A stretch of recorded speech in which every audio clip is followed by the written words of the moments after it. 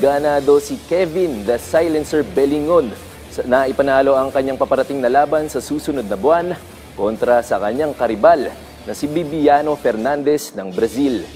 Hindi lang dahil gusto niyang makaganti kay Fernandez na tumalo sa kanilang trilogy bout noong 2019. Sa kanyang panayam kay MMA insider Nisi Icasiano, inilahad ni Bellingon na may karagdagan siyang motivation ngayon dahil sa unang pagkakataon ay dadalhin niya ang pangalan ng Lions Nation MMA. Matatandaang kasama ang dating one bantamweight champion na si Bellingon sa mga kumala sa Team Lakay noong 2023. Taong 2022 naman nang huling nakatikim ng aksyon si Bellingon kaya masusubok ang kanyang kondisyon sa muli niyang pagtungtong sa One Championship. Idaraos ang bakbakang Fernandez versus Bellingon Part 4 sa undercard ng 171 sa February 20 sa Lusail Sports Arena sa Doha, Qatar.